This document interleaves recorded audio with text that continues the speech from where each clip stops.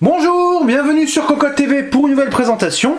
Aujourd'hui, un Rhéobus signé Alpenfun, l'Alpine Touch. Comme son nom l'indique, c'est un Rhéobus tactile et tout de suite, nous allons voir ce qu'il y a dans la boîte puisqu'à l'intérieur, pas grand chose à signaler, quelques caractéristiques techniques et c'est tout en plus de la photo. Alors les caractéristiques, on peut vous dire qu'il y a 6 canaux, que c'est un écran tactile bien entendu. La puissance n'est pas indiquée, mais ça tourne aux alentours de 10 ou 15 watts. Dans le bundle, nous avons petits autocollants, 4 vis pour fixer sur une baie et bien entendu un manuel. Le Rhéobus, le voici, donc il est protégé, bien entendu.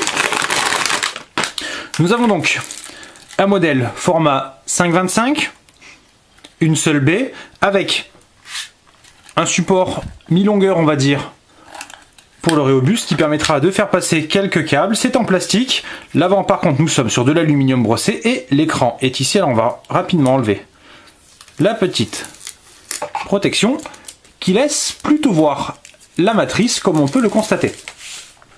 Nous avons ici le PCB.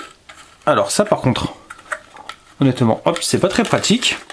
Donc le PCB le voici. Alors comme c'est plutôt plein sur le dessous, eh bien, on n'a pas forcément accès facilement au câble, mais là nous avons l'alimentation qui se fait par un Molex. Ici, les 6 prises pour les rallonges des ventilateurs qui sont en PWM. Et enfin, là nous avons les sondes pour les températures. Les sondes, les voici. Alors, la finition, l'avant, c'est pas mal. Le petit logo reste discret. L'aluminium brossé, c'est sympa. Le plastique, c'est pas terrible ici, mais comme c'est à l'intérieur, ça passe. Par contre, ça... c'est quand même vraiment moyen, on l'a déjà dit.